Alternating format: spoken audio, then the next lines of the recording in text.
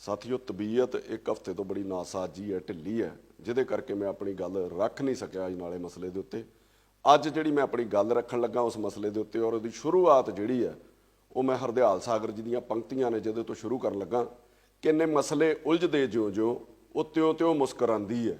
ਸਿਆਸਤ ਮਸਲਿਆਂ ਦੇ ਸਿਰ ਤੇ ਹੀ ਸੱਤਾ ਚਾਹੁੰਦੀ ਹੈ। ਤਮਾਕੂ ਲੋਕਤੰਤਰ ਹੈ ਤੇ ਸੰਸਦ ਹੈ ਚਿਲਮ ਵਰਗੀ, ਵਤਨ ਹੈ ਸੁਲਗ ਦਾ ਹੁੱਕਾ ਤੇ ਸਿਆਸਤ ਗੁੜਗੜਾਉਂਦੀ ਹੈ। ਇੱਕ ਨਿੱਜੀ ਮਸਲਾ ਸੀਗਾ ਸੋਸ਼ਲ ਮੀਡੀਆ ਦੇ ਉੱਤੇ ਵਿਵਾਦਤ ਟਿੱਪਣੀਆਂ ਨੂੰ ਲੈ ਕੇ, ਜਿਹਦੇ ਕਰਕੇ ਸਾਰਾ ਇਹ ਘਟਨਾਕ੍ਰਮ ਵਾਪਰਿਆ।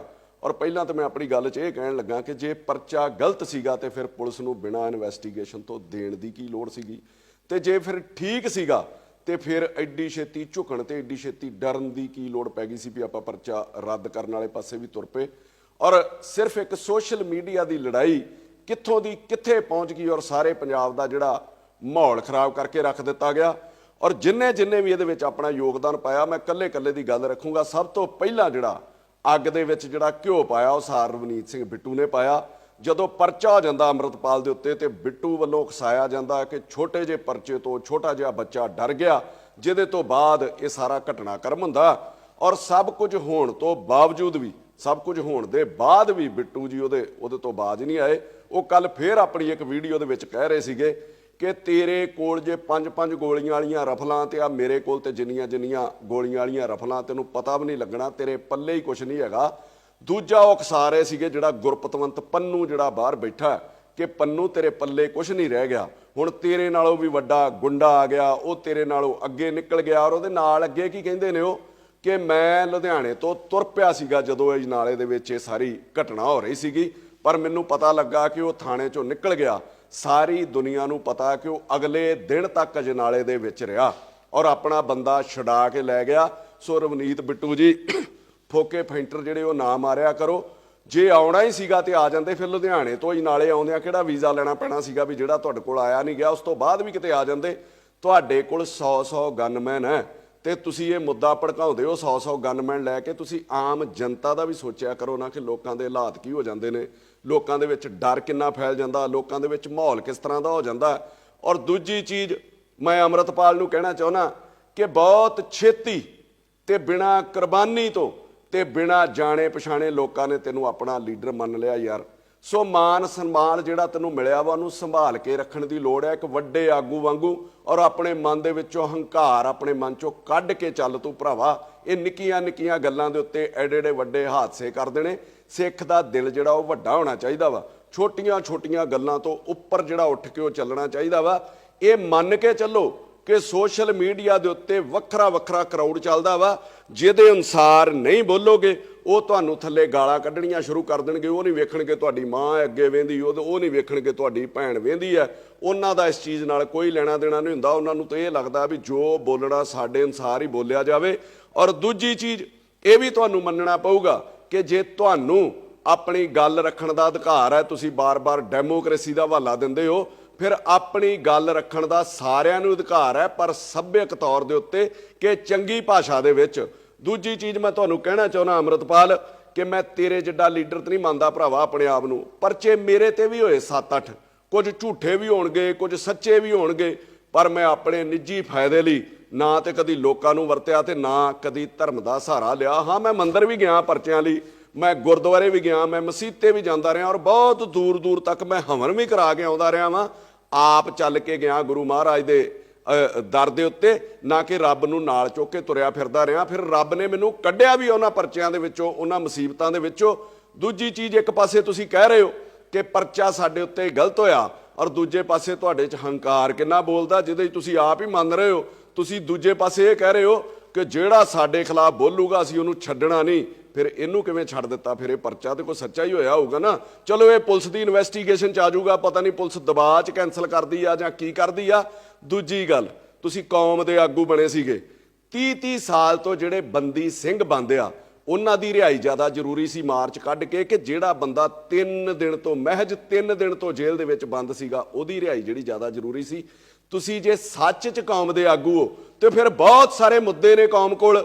ਬੇਅਦਬੀ 328 ਸਰੂਪ, ਪਾਣੀਆਂ ਦਾ ਮੁੱਦਾ, ਚੰਡੀਗੜ੍ਹ ਦਾ ਮੁੱਦਾ, SGPC ਨੂੰ ਰਿਹਾ ਕਰਾਉਣ ਦਾ ਮੁੱਦਾ, ਬਾਣੀ ਨੂੰ ਰਿਹਾ ਕਰਾਉਣ ਦਾ ਮੁੱਦਾ, ਇਹਨਾਂ ਸਭ ਲਈ ਤੁਸੀਂ ਲੜਦੇ ਤੇ ਕੌਮ ਤੁਹਾਨੂੰ ਜਿਹੜਾ ਉਹ ਪ੍ਰਵਾਨਿਤ ਲੀਡਰ ਵੀ ਗਿਣਦੀ। ਆਪਣੇ ਨਿੱਜੀ ਮਫਾਦਾਂ ਲਈ ਤੇ ਲੜਨਾ ਹੀ ਨਹੀਂ ਚਾਹੀਦਾ। ਫਿਰ ਆਪਾਂ ਸਾਰੇ ਸਿੱਖਾਂ ਨੂੰ, ਮੈਂ ਕੱਲੀ ਕੱਲੀ ਗੱਲ ਤੇਰੇ ਨਾਲ ਵੀ ਕਰਨ ਲੱਗਾ ਭਰਾਵਾ, ਫਿਰ ਆਪਾਂ ਸਾਰੇ ਸਿੱਖਾਂ ਨੂੰ ਕਿਹਾ ਕਿ ਆਪਣੇ ਕੋਲ ਹਥਿਆਰ ਰੱਖੋ। ਲੋਕਾਂ ਨੇ ਤੇਰੇ ਕਹਿਣ ਤੋਂ ਬਾਅਦ ਆਪ ਪੰਜਾਬ ਦੇ ਵਿੱਚ ਹਥਿਆਰ ਰੱਖਣੇ ਸ਼ੁਰੂ ਕੀਤੇ। ਸੋਸ਼ਲ ਸਾਈਟਸ ਦੇ ਉੱਤੇ ਲੋਕਾਂ ਨੇ ਫੋਟੋਆਂ ਪਾਈਆਂ। ਤੇਰੇ ਹਥਿਆਰ ਰੱਖਣ ਤੇ ਲਹਿਰਾਉਣ ਕਰਕੇ ਸਰਕਾਰ ਨੇ ਇੱਕ ਨਵਾਂ ਕਾਨੂੰਨ ਬਣਾ ਦਿੱਤਾ ਵੀ ਹਥਿਆਰ ਲਹਿਰਾਉਣ ਦੇ ਉੱਤੇ ਪਰਚਾ ਦਿੱਤਾ ਜਾਊਗਾ। ਔਰ ਉਸ ਨਵੇਂ ਕਾਨੂੰਨ ਦੇ ਤਹਿਤ 300-400 ਬੰਦੇ ਦੇ ਉੱਤੇ ਪਰਚਾ ਦਰਜ ਕੀਤਾ ਗਿਆ, ਜਿਸ 'ਚ ਬੱਚੇ ਵੀ ਨਹੀਂ ਬਖਸ਼ੇ ਤੇ ਜਨਾਨੀਆਂ ਵੀ ਨਹੀਂ ਬਖਸ਼ੀਆਂ। ਉਹਨਾਂ ਦੇ ਪਰਚੇ ਰੱਦ ਕਰਾਉਣ ਲਈ ਜਿਹੜੇ ਤੇਰੇ ਕਰਕੇ ਹੋਏ ਸੀਗੇ, ਆਪਾਂ ਉਹਨਾਂ ਲਈ ਤੇ ਕੋਈ ਰੋਸ ਮੁਜ਼ਾਹਰਾ ਨਹੀਂ ਕੀਤਾ। ਉਹ ਜਿਹੜੇ ਤੇਰੇ ਮਗਰ ਲੱਗ ਕੇ ਅੱਜ ਪਰਚਿਆਂ ਚੁਲਝੇ ਫਿਰਦੇ ਨੇ। ਉਹ ਤੋਂ ਅੱਗੇ ਆ ਜਾਓ ਸੰਦੀਪ ਸੰਨੀ, ਜਿਨੇ ਤੇਰੇ ਭਾਸ਼ਣਾਂ ਤੋਂ ਪ੍ਰੇਰਿਤ ਹੋ ਕੇ, ਜਿਸ 'ਚ ਕਹਿੰਦਾ ਸੀ ਸੋਧ ਦਿਓ, ਫੜ ਲਓ, ਵੇਖਣਾ ਨਹੀਂ, ਉੱਥੇ ਵੇਟ ਥੋੜੀ ਕਰਨੀ ਆ, ਉਹਨੇ ਨੇ ਸੂਰੀ ਨੂੰ ਮਾਰਿਆ। ਉਸ ਸੰਦੀਪ ਸੰਨੀ ਦੀ ਵੀ ਉਸ ਦੌਰਾਨ ਆਪਣੀ ਦੁਕਾਨ ਸਾੜੀ ਗਈ ਔਰ ਬੜੀ ਦੁਨੀਆ ਨੇ ਡਿਮਾਂਡ ਕੀਤੀ ਕਿ ਜੇ ਉਹਨੇ ਮਾਰਿਆ ਤੇ ਉਹਦੇ ਉੱਤੇ ਪਰਚਾ ਹੋ ਗਿਆ।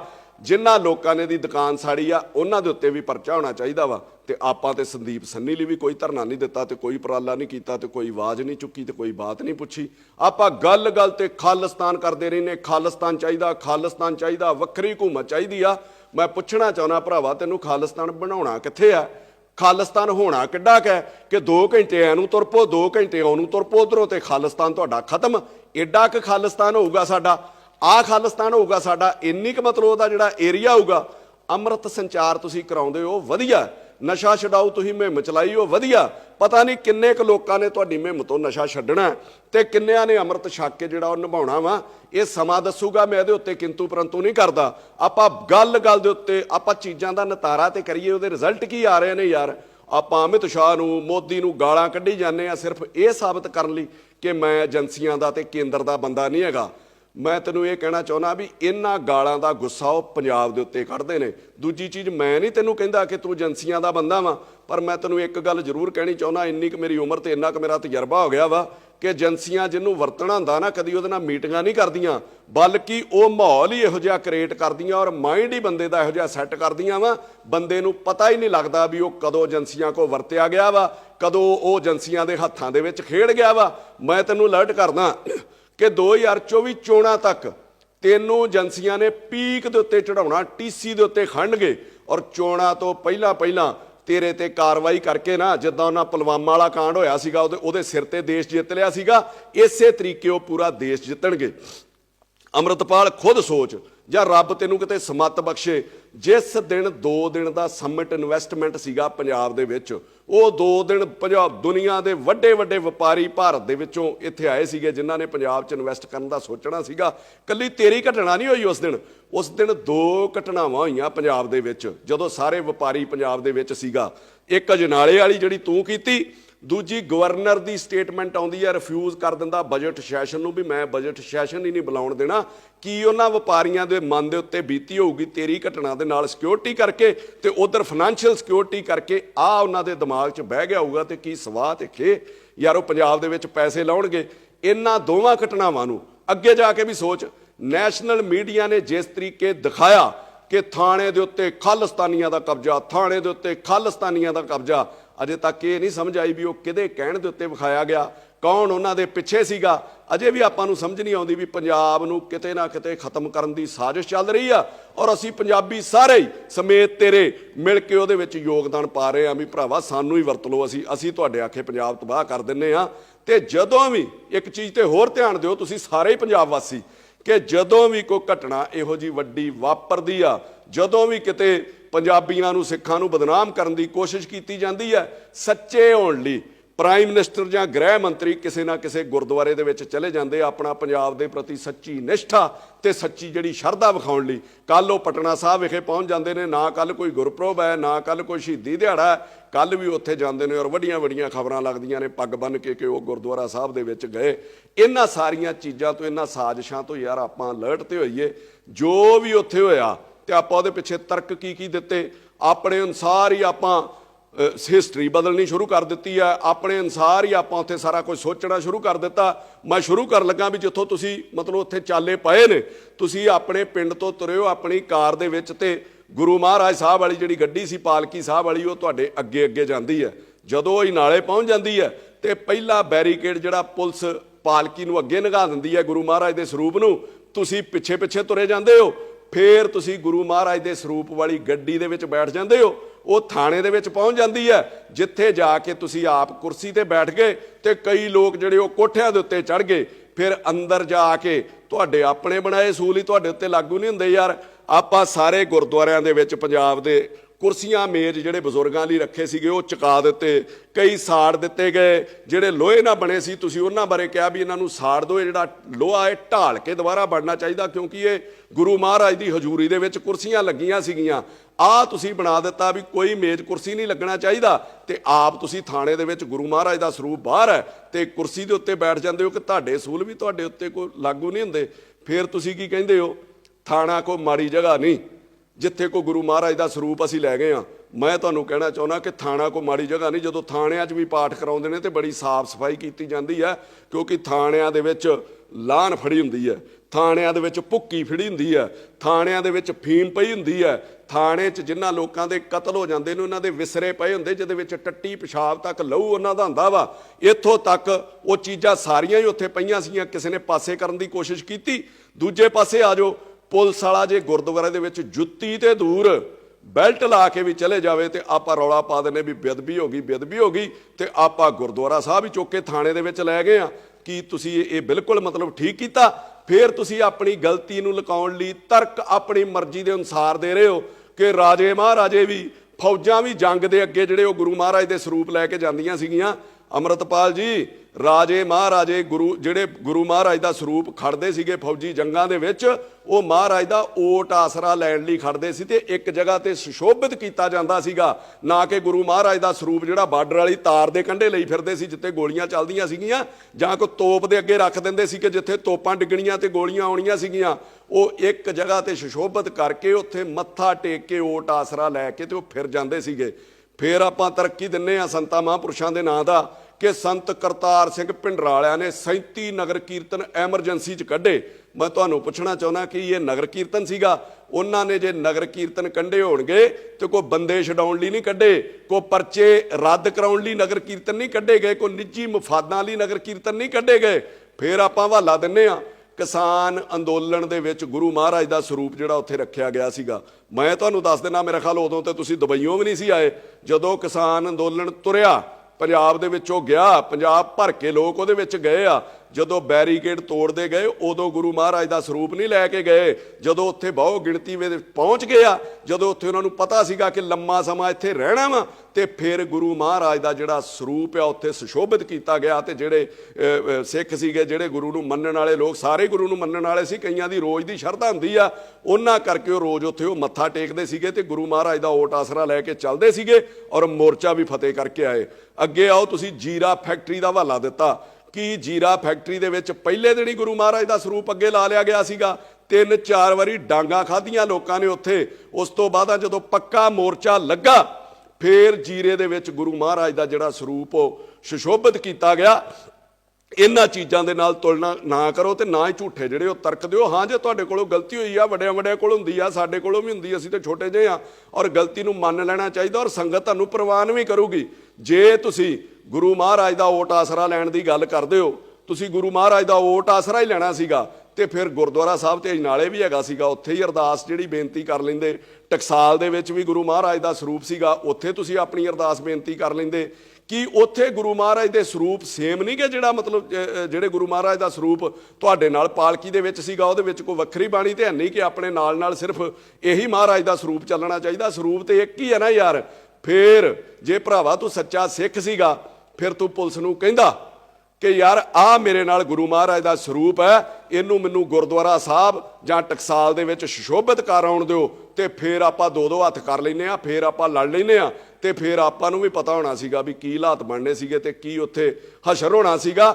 ਇਹ ਤਰਕ ਕੋਈ ਚੰਗੇ ਨਹੀਂ। ਕੱਲ ਨੂੰ ਕੋਈ ਗੈਂਗਸਟਰ, ਰੇਪਿਸਟ ਗੁਰੂ ਮਹਾਰਾਜ ਦਾ ਸਰੂਪ ਰੱਖ ਕੇ ਗੱਡੀ ਦੇ ਵਿੱਚ ਉਹ ਸੂਬਾ ਛੱਡਣ ਦੀ ਤਿਆਰੀ ਕਰ ਲੂਗਾ, ਪੁਲਿਸ ਨੂੰ ਪਤਾ ਹੋਊਗਾ ਤੇ ਪੁਲਿਸ ਨੂੰ ਹੱਥ ਵੀ ਨਹੀਂ ਪਾ ਸਕਦੀ। ਇਹੋ ਜਿਹਾ ਤਰੀਕਾ ਤੁਸੀਂ ਲੋਕਾਂ ਨੂੰ ਕੀ ਸੇਧ ਦੇ ਰਹੇ ਹੋ ਯਾਰ?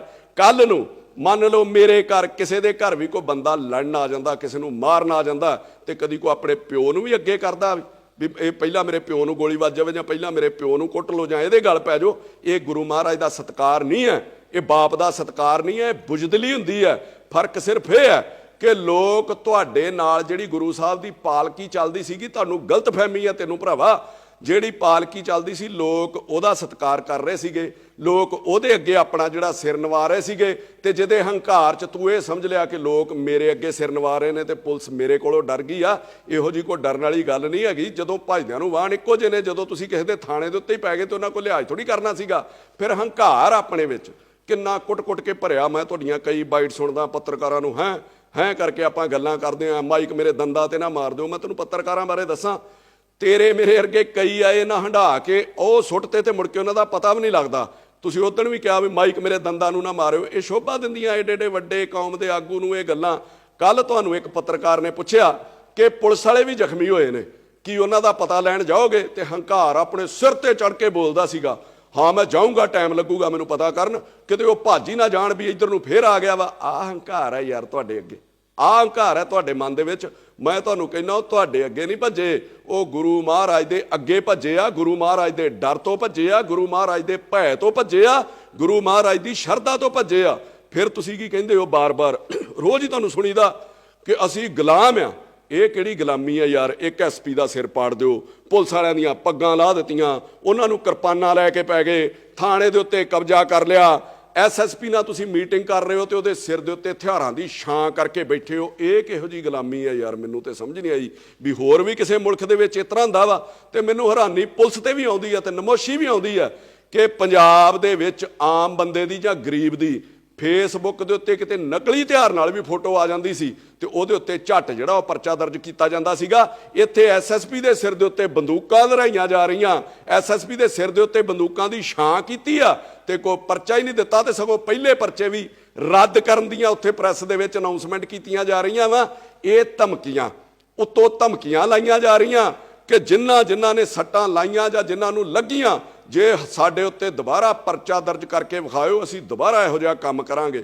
ਇਹ ਕਿਹੋ ਜਿਹੀ ਗੁਲਾਮੀ ਆ ਅੰਮ੍ਰਿਤਪਾਲ ਸਿੰਘ? ਇਹਨੂੰ ਗੁਲਾਮੀ ਕਹਿੰਦੇ ਆ ਯਾਰ। ਸੋ ਮੇਰੀ ਤੈਨੂੰ ਬੇਨਤੀ ਹੈ ਕਿ ਪ੍ਰਮਾਤਮਾ ਤੈਨੂੰ ਅਕਲ ਵੀ ਦੇਵੇ, ਤੂੰ ਵੀ ਥੋੜਾ ਜਿਹਾ ਅਕਲ ਤੋਂ ਕੰਮ ਲੈ। ਔਰ ਪੰਜਾਬ ਦੇ ਹੋਰ ਮੁੱਦਿਆਂ ਲਈ ਬੜੇ ਧਰਨੇ ਲਾਉਣ ਦੀ ਲੋੜ ਹੈ। ਪੰਜਾਬ ਦੇ ਵਿੱਚ ਕੁਝ ਨਹੀਂ ਹੈਗਾ, ਇਹਦਾ ਲੱਕ ਟੁੱਟਾ ਪਿਆ ਵਾ। ਪੰਜਾਬ 'ਚ ਬਹੁਤ ਸਾਰੇ ਮੁੱਦੇ ਇਹੋ ਜਿਹੇ ਨੇ, ਹੋਰ ਬਹੁਤ ਸਾਰੇ ਲੋਕਾਂ ਦੇ ਉੱਤੇ ਜਾਲੀ ਪਰਚੇ ਦਿੱਤੇ ਜਾਂਦੇ ਨੇ ਅਮੀਰਾਂ ਵੱਲੋਂ, ਸਰਕਾਰਾਂ ਵੱਲੋਂ। ਆਪਾਂ ਉਹਨਾਂ ਦੀ ਲੜਾਈ ਜਿਹੜੀ ਲੜਨ ਦੀ ਕੋਸ਼ਿਸ਼ ਕਰਨੀ ਚਾਹੀਦੀ ਸੀਗੀ। ਸੋ ਆਪਣੇ ਆਪ ਕੋਈ ਹੌਸਲੇ ਤੋਂ ਕੰਮ ਲਓ। ਜੇ ਲੋਕਾਂ ਨੇ ਤੁਹਾਨੂੰ ਸ਼ੋਭਾ ਦਿੱਤੀ, ਏਡੀ ਛੋਟੀ ਉਮਰ ਦੇ ਵਿੱਚ ਤੁਹਾਨੂੰ ਆਗੂ ਮੰਨਿਆ, ਤੇ ਫਿਰ ਕੌਮ ਦੇ ਤੇ ਪੰਜਾਬ ਦੇ ਭਲੇ ਲਈ ਆਪਾਂ ਕੰਮ ਕਰੀਏ। ਜੇ ਦੂਜੀ ਚੀਜ਼ ਮੈਂ ਸਰਕਾਰ ਨੂੰ ਤੇ ਪੁਲਿਸ ਨੂੰ ਵੀ ਇਹ ਸਲਾਹ ਦੇਣਾ ਚਾਹੁੰਦਾ ਕਿ ਇਸ ਘਟਨਾਕ੍ਰਮ ਦੇ ਵਿੱਚ ਪੁਲਿਸ ਨੇ ਜੋ ਭੂਮਿਕਾ ਨਿਭਾਈ ਆ ਉਹ ਬਹੁਤ ਵਧੀਆ ਸੀਗੀ।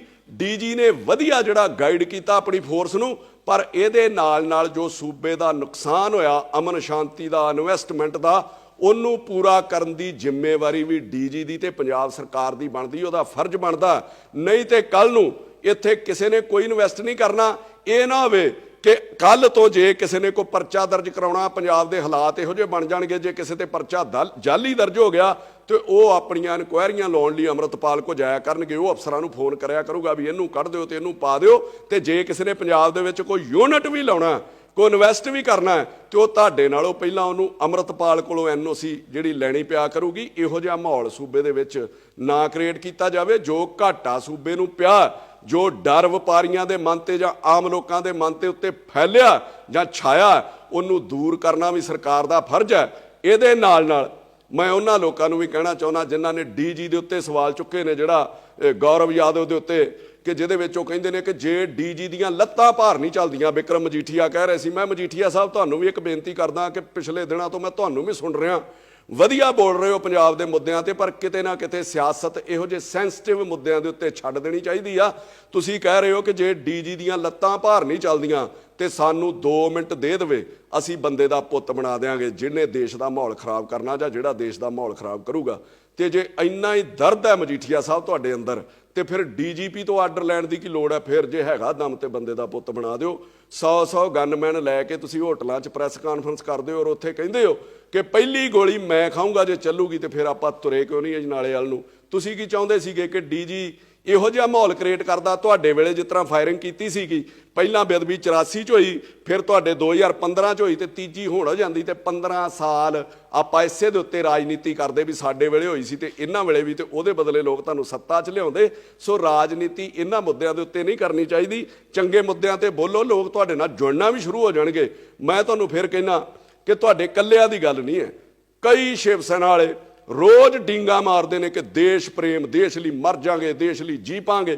40 ਗਨਮੈਨ ਸਰਕਾਰ ਨੇ ਤੁਹਾਨੂੰ ਦਿੱਤੇ ਨੇ, ਕਰੋੜਾਂ ਰੁਪਈਆਂ ਦਾ ਖਰਚਾ ਹੁੰਦਾ, ਫਿਰ ਉਧਰ ਨੂੰ ਤੁਰੇ ਕਿਉਂ ਨਹੀਂ, ਫਿਰ ਹਾਂ ਦਾ ਨਾਰਾ ਕਿਉਂ ਨਹੀਂ ਮਾਰਿਆ ਪੰਜਾਬ ਲਈ। ਸੋ ਇਹੋ ਜਿਹੇ ਮੁੱਦਿਆਂ ਦੇ ਉੱਤੇ ਰਾਜਨੀਤੀ ਨਹੀਂ ਕਰਨੀ ਚਾਹੀਦੀ। ਇਹ ਸੈਂਸਿਟਿਵ ਮੁੱਦੇ ਨੇ ਔਰ ਮੈਂ ਰਹਿ ਨਹੀਂ ਸਕਿਆ ਬਿਮਾਰ ਹੋਣ ਦੇ ਬਾਵਜੂਦ ਵੀ ਮੈਂ ਇਹਦੇ ਤੇ ਬੋਲਣਾ ਜ਼ਰੂਰ ਚਾਹੁੰਦਾ ਸੀਗਾ। ਸੋ ਮੈਂ ਸਾਰਿਆਂ ਨੂੰ ਇਹ ਅਪੀਲ ਕਰਦਾ ਕਿ ਇਹੋ ਜਿਹੇ ਨਾਜ਼ੁਕ ਮੁੱਦਿਆਂ ਦੇ ਉੱਤੇ ਇੱਕ ਦੂਜੇ ਦਾ ਸਾਥ ਜ਼ਰੂਰ ਦੇਣਾ ਚਾਹੀਦਾ। ਅਖੀਰ 'ਚ ਮੈਂ ਇਹ ਕਹਿ ਕੇ ਸਮਾਪਤੀ ਕਰਨ ਲੱਗਾ ਆਪਣੀ ਗੱਲ ਦੀ ਕਿ ਸਾਰਿਆਂ ਨੂੰ ਰੱਬ ਸਮੱਤ ਬਖਸ਼ੇ ਔਰ ਪੰਜਾਬ ਦੇ ਵਿੱਚ ਸ਼ਾਂਤੀ ਜਿਹੜੀ ਉਹ ਬਣੀ ਰਵੇ, ਕਿ ਮੂੰਹ ਆਈ ਬਾਤ ਨਾ ਰਹਿੰਦੀ ਹੈ, ਝੂਠ ਆਖਾਂ ਕੁਝ ਬਚਦਾ ਹੈ, ਸੱਚ ਆਖਾਂ ਭਾਂਬੜ ਮੱਚਦਾ ਹੈ, ਦੋਹਾਂ ਗੱਲਾਂ ਤੋਂ ਜੀ ਜੱਚਦਾ ਹੈ, ਜੱਚ ਜੀਭਾ ਕਹਿੰਦੀ ਹੈ, ਮੂੰਹ ਆਈ ਬਾਤ ਨਾ ਰਹਿੰਦੀ ਹੈ।